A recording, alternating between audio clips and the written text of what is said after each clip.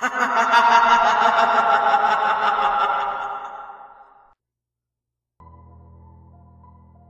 a dilapidated office building somewhere in Connecticut is one of the few elevators in the Western world that has a button labeled 13 among its choices of floors.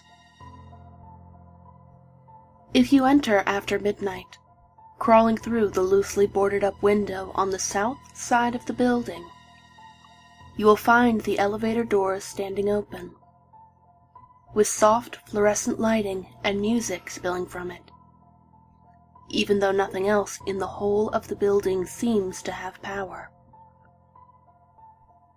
You can, if you choose, pick through the debris of raucous teenage parties and office meetings past. The path seems to be mostly cleared through the broken, dirty, stained, and vintage office furniture and burned-out joints, cigarettes, and crushed beer cans, all the way to the light of the door.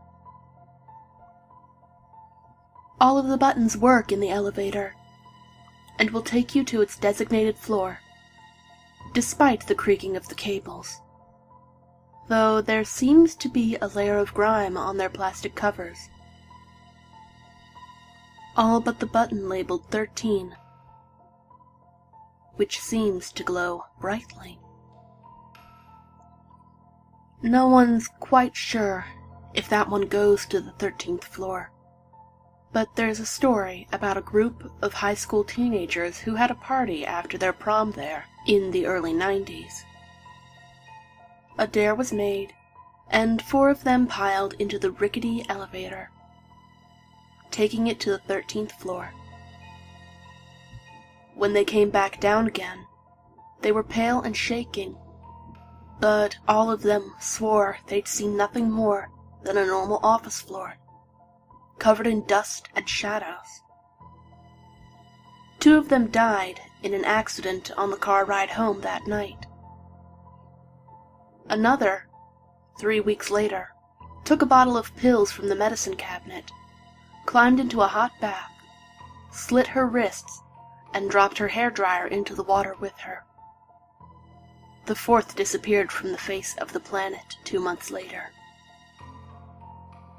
None of them said anything of what they'd seen on the 13th level of the building, and when asked, would only ascertain, loudly if necessary, that nothing had happened.